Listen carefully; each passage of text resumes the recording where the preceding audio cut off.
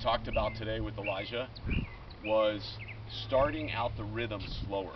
From a pace from 1 to 10, if we can start out, let's say, at a pace of 5 or 6, more like the pros. Hitting the ball with a lot more height, okay, and feeling a little bit more fluid on the warm-up. So that was the first thing that we did.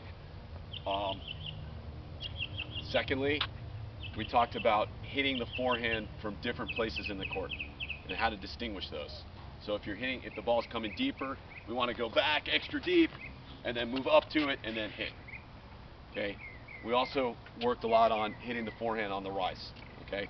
The key with that is that Elijah is firing the ball from his hips and his core more, so he's able to sustain the throughness more instead of hitting more like here and then the racket face is down. So that's where the throughness, and then he was coming off the ball. That's what he's got to work on better on that. And the key to do that is to do the self structures, where you feed the ball to yourself and you do it over and over and over again.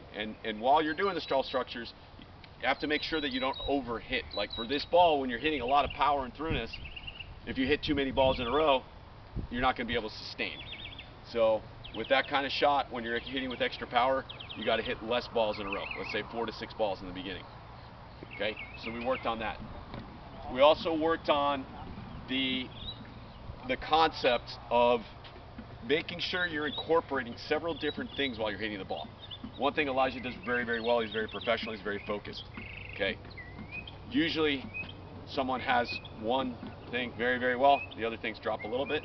He does everything good, but we can do it better.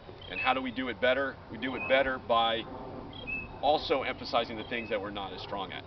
So that means the physical part of the stroke, that means loosening up and not carrying as much. So if we can incorporate those 3 things and maybe not be as good as the professionalism side, you know, and say, you know what, I don't have to overly focus on the professionalism because I already have that, and if it's off, I can fix it subconsciously because that's my strength. So now let me emphasize the other parts as well, and let me do it in structures that don't put so much pressure on myself. Okay, so that's good so far, Rick. Great.